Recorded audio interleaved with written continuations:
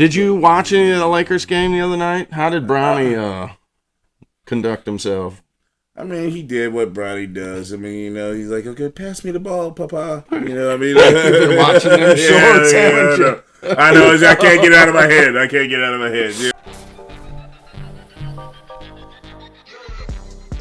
Friends, countrymen, fellow degenerates, welcome back to this edition of Bets and Buds. We the Buds help you cash your bets. I am Jason Smoking Token. I'm Bobby Light. Welcome back, everybody. Welcome back. We are in the heat of draft season is upon us here. Draft season 3 days. Here. Yeah, we got 3 to 3.5 days here going on. The NBA playoffs is in full swing. NHL playoffs is in full swing. We've got Major League Baseball is heating up in the early parts of the season here. But we get to Memorial Day weekend, so we find out if we got a real team or not. But either way, the Cardinals have been exciting to watch so far. Blues season's over. Sorry about it, Blues. But you know what? Hey, we move on and we can go on and see what's... We got 3 first-round picks this year, and let's see what goes on from there. Yeah, and, I mean, we still got a chance to get the number 1 overall pick. I mean, it's a very outside chance, but we still have that chance. Hey, you know what? Hey, and that's a kid from Penn State, isn't it? The kid, the stud out of Penn State. Yes, there's like 2 guys that are consensus could either go 1 and 2.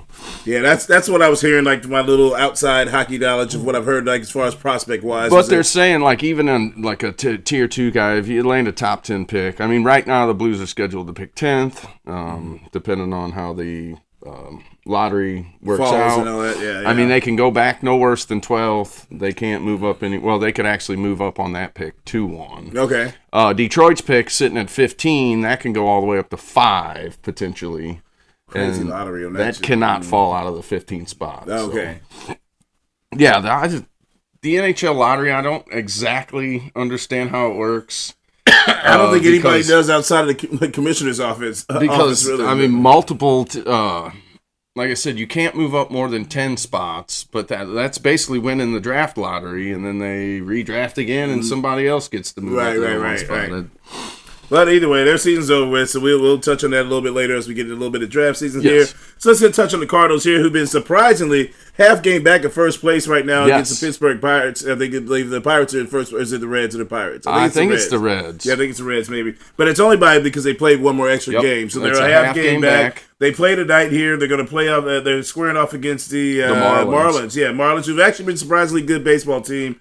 Up to this point, at least having good pitching to start off with so far. Is Skip Schumacher still the coach down there? I'm not sure if it's Schumacher or not, but I mean, I know Sandy Alcantara, who we gave up to get Marcell Ozuna a few years back, has still been one of their lead pitchers going in. But the Cardinals are 13-8. They're surprisingly playing very, very well. Yes. They're half game back in the Reds. Oh, yeah, they're Reds. That's what it is here. So Jordan Walker is leading in every statistical category that you can think of right now. As far as batting average, 305. Home runs, he has 8 RBIs. He's at 16. Yep. Slugging percentage, he's crushing that right now. I mean, I think he's tied with Weatherholt for the number. Like they're tied with 17 runs apiece. Yeah, 17 runs, I think, apiece. Weatherholt's leading the team right now in on base percentage. Right now. I looked at that today, and I was like, "Holy crap!" And you can't ask for anything better than from your leadoff hitter. I think he's like a .387 for the on base percentage right now.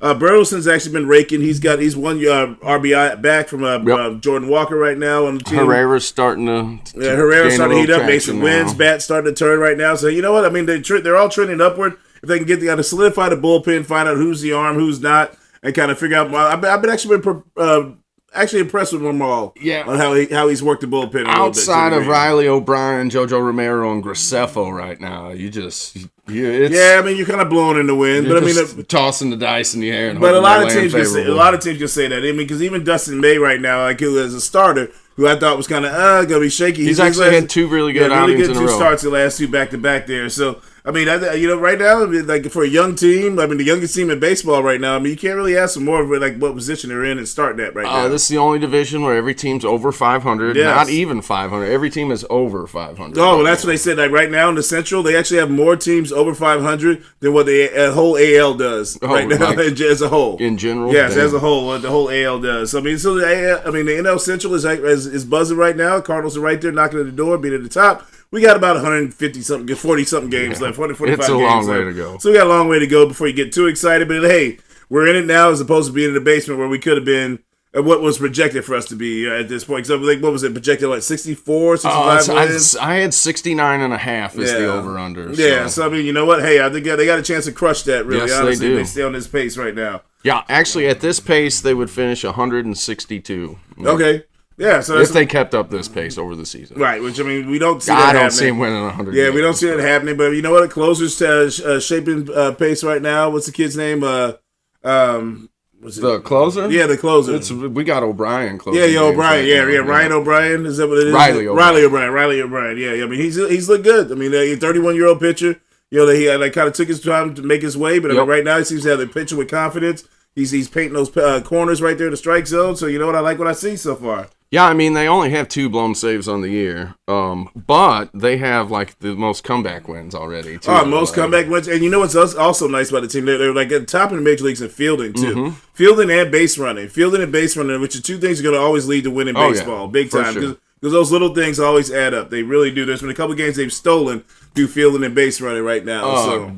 Like you said, Jordan Walker, I mean, he's kind of regressed the last 5 games. He hasn't had a home run since, he went on that. But he's kept the hitting streak alive. But he's up to a 13-game hitting streak 14, right now. I think now. I think the last game was it 14. Okay. I'm pretty sure. I thought. I mean, that's still impressive. So. Oh, yeah. Absolutely. Yeah, especially with the struggles that he's had so far. Nolan Gorman's starting to kind of turn the corner a little bit, so hopefully if we get his bat hot, hey, I mean, this team said they got a chance to put something together. I just wish he would be like a Joey Gallo or something, man. You either hit the ball 500 feet or you're going to strike out. I think because he struck out so much, they want to at least make him make contact. That's the thing. I mean, because he struck out so much. He does. He strikes out a lot. I mean, the first 3 years of his career, he struck out probably so 40% much. of his And those just aren't productive at bats. No. I mean, when you're not moving runners over, you're not getting sacrifice flies. I mean, that's a crushing to the he's just got ridiculous power. Oh, he does. Just could square it up a little more. Yeah, exactly. But hey, we're getting there. It's like I said, the season's still early. It is, and we'll go from there.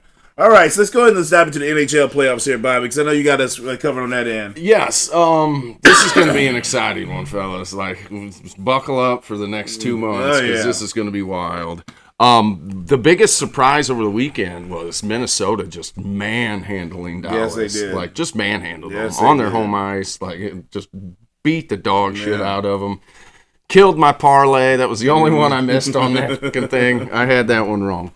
But I fully expect that game to go, or that series to go 7. Whoever comes out of that series is probably going to the Cup Finals. And you know what? That's what sucks about the configuration of the Stanley Cup playoffs right now, because they got to change that. You can't have these 2 teams match it off in round 1. You just can't. Well, see, that's the argument that the other that people were making today about the NBA. We'll get into the NBA playoffs, but every game. So far, Edmonton and Anaheim have still not tipped off yet. So that's tonight. Yeah, that's really weird. We're 2 days into the tournament. Yeah, all these other teams are going into their second game. Right, of the series. They haven't even kicked off one yet. I expect Dallas or whoever wins that series to represent the West in the finals. I expect the Avalanche to control the Kings. That shouldn't be a problem. I would think the Oilers would beat the Ducks just because of their experience that they've had in the playoffs over the last 2-3 years. Right. And then in that other series, it is why am I blanking? Utah and Vegas. Yeah, Utah and Vegas. Right, and Vegas is up 1-0 in that. Vegas is up 1-0 in that one. Got a gritty win to come back on that one. They did. They were down 2-1. Carolina leading the Senators right now. 1-0. I fully expect Carolina. Carolina's probably going to face Tampa Bay in the Eastern Conference Finals. Now, Carolina hasn't won a game in the Eastern Conference Final, and I mean they've gotten swept the last 15 or 16 games in a row. 3 or 4 times being there. I expect Carolina to win that one. Buffalo pulling off the gritty victory against Boston. They were down 2-0 in that game with 10 minutes to go, and then they just erupted for 3 goals. And I mean, Buffalo's been excited. You know who's been impressive to me has been Tage Thompson, who's the Olympian. We had him. Hey, he got us a Stanley Cup by us trading him off to get Ryan O'Reilly, but he's actually coming to form to be a solid come into his own player. for sure. And you know what? I knew he was a big kid when he was here, but man, he's like 6'8". I mean, he's a big kid. It's hard slap shot. I mean, he's a force out there. I was always disappointed watching him, but he was young at that time. And he was only 20 years old. Yeah, I mean, it takes a little bit of time for those guys to develop, for sure. Out here, I mean, we're still waiting for Jordan Kyrou to do it. Oh yeah, I mean, you know what? I think consistently with Kyrou, I think at the end of the day, he's going to have to be like a second liner, third liner. I mean, you can't ask him. He's just somebody who doesn't have that. He just I want to be the man on top of him. Doesn't generate enough offense. No, for as talented as he is. Yeah, he doesn't have what I want to be the man in him there. So. So, in that East, I expect Carolina to win that one. I think Buffalo will eventually take care of Boston. The Philadelphia-Pittsburgh series, that's a toss. I see that going 7. I mean, I know a lot of Pittsburgh fans weren't happy with the way that went in the first game there, but I can see that one going 7 easily here. And then the other one in the out East is, oh, damn it. Going out East, that was, let's see here. Tampa Bay Lightning. Taking on the Canadiens. Yeah, the Lightning and Canadiens. I expect the Lightning to take care of that. Like I said, it should be Carolina and the Lightning. This is probably the Lightning's last go around. Because they're pretty much kind of maxed out as far as their run after going on the back-to-back Stanley Cup championships, and So, but I will be rooting for Buffalo in this playoffs just because they need something to go. Yeah, they broke the longest playoff drought in all of sports there. So, get them a win there to keep it exciting for their fan base going forward. Yep, so. No Blues in the playoffs this year, so go Buffalo. That'll be my team. All right. So, let's dive into the NBA real fast here. I'll kind of touch on this. I mean, the NBA's been kind of a dud as far as going forward. Yeah, this was the thing. Out of all 8 games over the weekend, only one of them was less than a 10-point. Right, only one of them was less. So tonight, you got there's no one less than a 6-point spread in any games tonight. But you did have Orlando, who was 8 seed, who knocked off and beat Detroit here. Cade Cunningham, that parlay that I showed you the other day that I had, that was the only thing I was missing. I needed one more rebound from Cade Cunningham. One more fucking rebound from Cade Cunningham. And I would have been good when that parlay would have hit. It was a 5-legger with some shots on goal and the whole 9. Everything else had hit but that one. But you know what? I mean, right now, you got the Cavs are leading the Raptors right now, 1-0. Cavs, James Harden and Donovan Mitchell are going to be a problem going forward in the backcourt. I don't think the Raptors have enough to keep up with them. You got the Knicks are going to be playing against the Hawks right now. I think Knicks just have a size-wise and stylistically, they're just going to be tough for Atlanta to compete with them. They're also a very young team, too, as well. They are very young. And they traded away Trae Young, too. So but Trae Young's not a difference maker when it comes to the playoffs and the postseason. True. He hadn't shown it. He's one of those that's a good highlight guy, but he can't guard anybody. He's very small and undersized. He's a baby Steph Curry. He pretty much is. That's just that's why they can say bye-bye, see you in the Wizards, and disappear. Nobody will ever hear from him. We'll move on. The Nuggets are leading the Timberwolves right now, 1-0. That was a great game going back and forth. That was a good game. That was the one I watched over the weekend. Yeah, that was a battle, So we got that's the tonight's slate games that we got going on here. As a Laker fan, I'm not a LeBron fan, but as a Laker fan, I can't say that they're not doing this series a little bit dirty. That the Lakers actually had 2 days off in between, going into this next game 2 here. So are they not trying to push this back for Luka to be able to come back and make his way back? KD with the mystery injury, that kind of helped the whole case for LeBron and push him to get past this series here. He's still doing amazing things. He was 19 points, 13 rebounds, I believe is what he had. Or was it 13 assists, I think is what he had. Yeah, 13 assists. Yeah, 13 assists is what he had this last game here. Yeah, he's the oldest, I think, NBA player to ever have. For a double-double. Yeah. 10 or more double-double right there. So, he's doing LeBron things, and we'll see what happens there. Houston's going to be struggling without KD, so, that was a surprise, him not being in the action there. We'll kind of see what goes along with that. With that being said, I got my little 5. What does I have? You got a little 5-legger tonight? Oh no, I got a 6-legger. Baby. I got a 6-legger. I got a 6-legger here. All right, so I got James Harden 3+ 3-pointers tonight. I got Mikal Bridges 4+ rebounds. I've got Aaron Gordon 6+ rebounds. I've got Sidney Crosby with 2.5 shots on goal. Okay. I've got Brady Tkachuk with 2.5 shots on goal, and Thomas Harley with 1.5 shots on goal. That played out at a plus 2284. Ooh, that's a good one. Plus 2284. So I like the odds on that. And that's all going on tonight? Yes, that's all going on tonight. That's the action going on tonight. So a $20 bet, that's going to pay out about $4,670. Yeah, almost. That's a good one. That's a good one. I like that, looking right into that there. Now, do you, to keep talking about, do you expect the Magic to win this series, though? No. I don't, but I can see them giving them a run for it, though. I can see them definitely giving it a run for it. The Pistons really helped. That was actually their 11th straight loss in the postseason. Oh, really? That they've had, yeah. Because they hadn't really been in it much lately anyway. But they're getting in this young team. They've been off for a while. Orlando played some hot basketball. Because they played the play-in game. Yeah. So they're playing hot basketball. The Pistons have to dust off some rust. Cade Cunningham had 39-5. I needed him to get 39-6, and that would have been great with my parlay. But he went 39-5. I think who was the other kid? Tobias Harris had 17 points. Outside of that, everybody else was in single digits. So I think they just got to step up. You get some of those young players kind of get in the mix right there, get back in the playoff groove, and I think the Pistons should, because defensively they're the better team. Yeah, you're right. They did not shoot well, did they? No, they did not shoot well at all. Orlando was projected to be a top 3 or 4 team. That's the one danger in this series going forward. So don't drop this second game, Detroit. Do not drop this second game. Yeah, you're probably because if you do that, you put yourself behind the 8 ball, because then you got to go to Orlando and try to win 2 games. Just to get it back home. Yeah, just to get it back home, tied up at 2-2. So, I mean, I see Detroit winning this game, but if Orlando gets this next one, Detroit, you're in trouble. The Thunder look dominant. Like we expected them to be. I mean, same thing with the Spurs. I mean, Wemby he looks amazing. He looks dominant. He's a immovable object. Yes. And tough to move, tough to deal with. I mean, it's just going to be hard to handle it. That's why the West is so loaded at the top. I mean, you're looking at, honestly, in my opinion, you got OKC, you got the Spurs, and you got the Nuggets. Mm-hmm. It's one of those 3 teams that's going to come through. And in my opinion, probably going to win the championship. We didn't talk about the Celtics. The Celtics dominated the Sixers. They did. They absolutely dominated the Sixers. It wasn't even close. It wasn't even a boat race. But they were also playing without Embiid. Surprise. The Sixers are playing without Joel Embiid. That's kind of the story of their whole program here going forward all the time. So, all right. And so that kind of covers that as far as the NBA playoffs. So let's go ahead and get into my second half of my mock draft here. All right, what you got? All right, so I left off at the first 16 picks. So like, a lot of this got blown up a little bit to a certain degree. Well, not a lot, but a little bit got blown up because we had Dexter Lawrence got traded to the Cincinnati Bengals by the New York Giants. So the New York Giants now have the 5th and the 10th pick going into the draft here on Thursday. So I mean, they got a lot of chance to do some serious damage here. So they're gonna you got the Bengals now have Dexter Lawrence. Giants have 2 picks in the top 10 right now, 5 and 10. So that's going to change that landscape as far as what's going to happen going forward. But neither here nor there, I said I wasn't going to cover any draft picks. Right. Any trade picks. So first off, I got this at number 17. As long as everything stays pat, the Detroit Lions take Caden Proctor, the offensive tackle out of Alabama. They've got to shore up that line a little bit more. Hopefully get a left tackle to keep Penei Sewell on the right side here. Caden Proctor out of Alabama at number 17.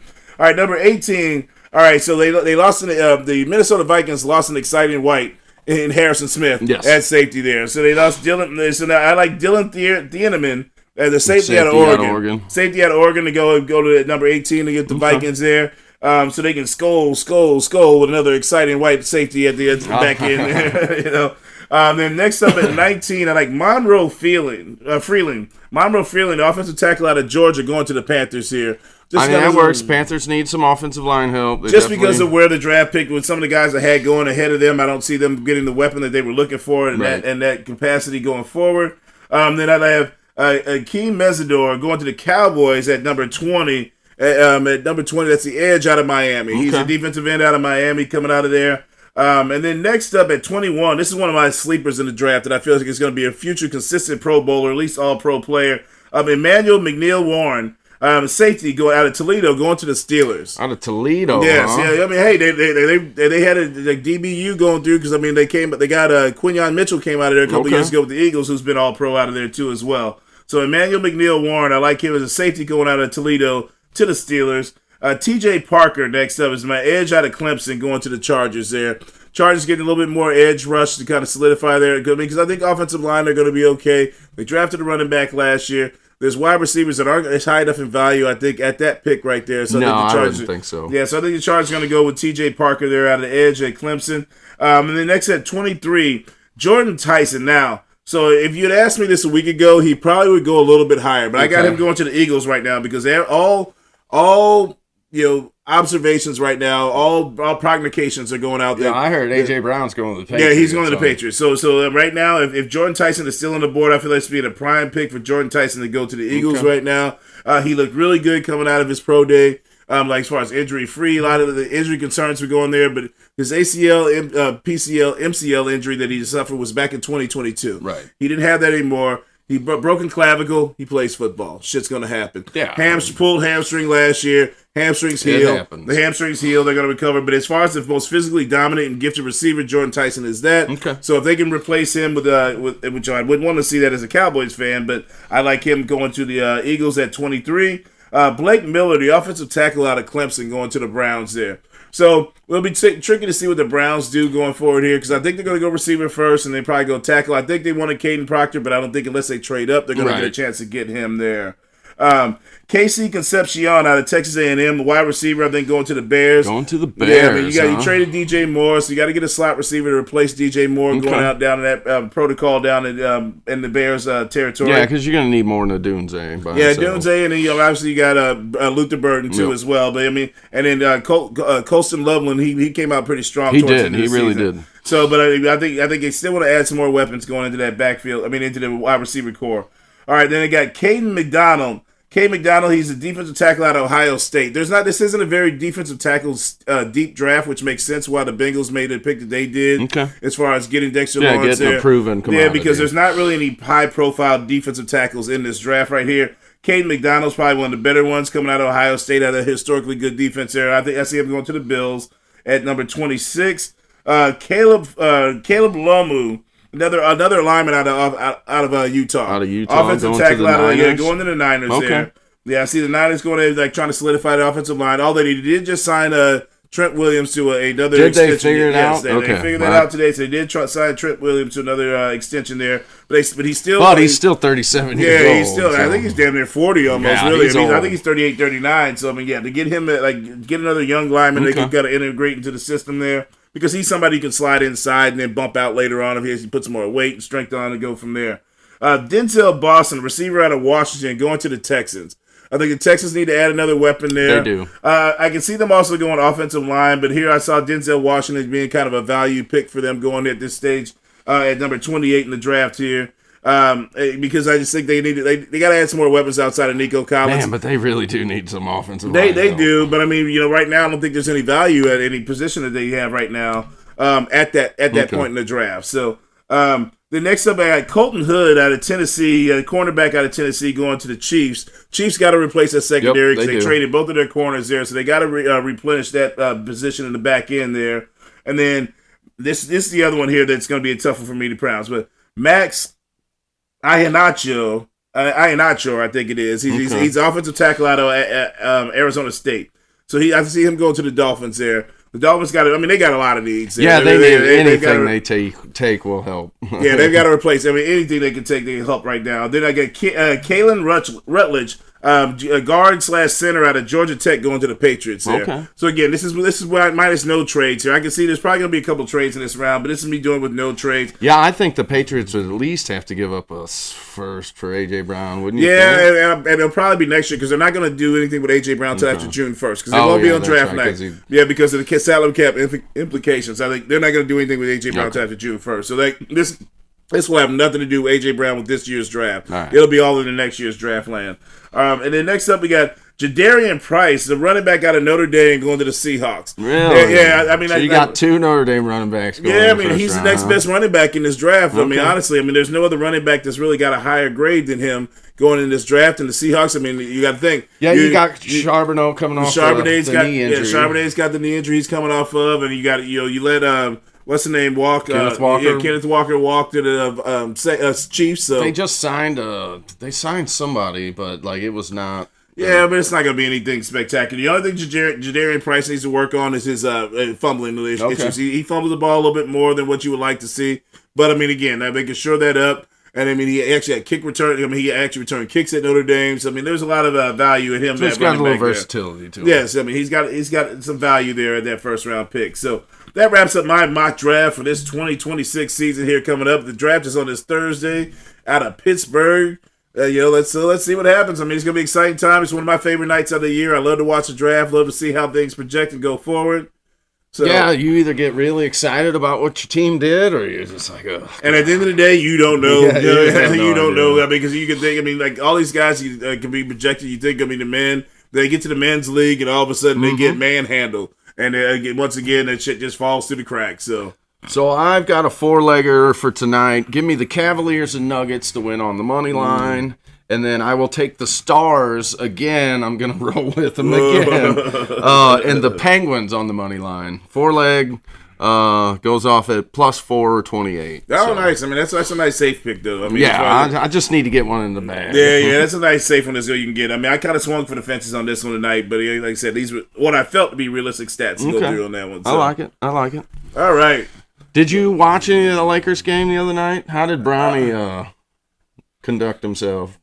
I mean, he did what Bronny does. I mean, he's like, okay, pass me the ball, Papa. You know what I mean? You've been watching them shorts, haven't you?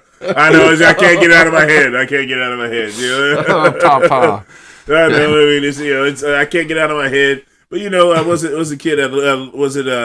Was it Luther Kennick? What was the kid's name that it was like they ended up going up, hit all the threes though? Oh, the kid for the Hornets? No, for the Lakers. Oh, it's I didn't watch the Lakers got a lot of exciting whites on their team. For real, man. Between Luka and Austin Reeves. Austin Reeves. Dalton Connect. And then, I don't think Connect's on the team anymore. But actually, he might be. But I know there's the Luther kid. I mean, he went off, man.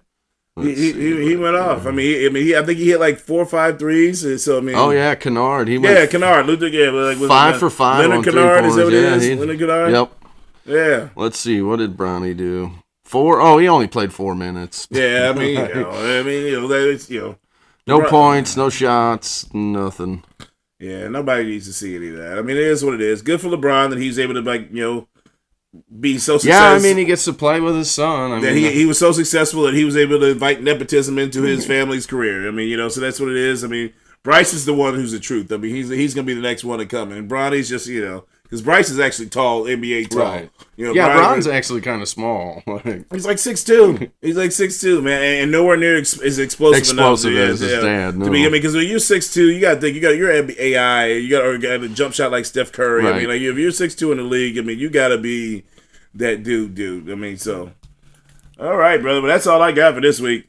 Yeah, that's all I got this week. We will be back after the draft. And we'll talk about it then. Yes, we will talk about the draft after that. Shout out to Rory for getting his back-to-back Masters. I mean, we saw that. Rory getting back-to-back Masters. That was quite impressive. Yeah, we're in full golf swing, but hey, guess what? Scotty Scheffler was coming. If he had a double bogey that hole, it might have been a playoff, and I think he would have got a Rory choke out of that one. But Rory pulled off back-to-back Masters, which pretty much helped solidify his career. So Director Dave was missing today, but a shout out to Director Dave, keeping us on the 1s and 2s. Yep. Shout out to True on the track for blessing us with those beats. Make sure you guys hit the like and subscribe button, add to the comment section. Yeah, we're going to keep this thing rolling for you all year long. I know Dave's not here, but MotoGP comes back this weekend. All right. I'm Jason Smoking Token. I'm Bobby Light. See you next week. Peace.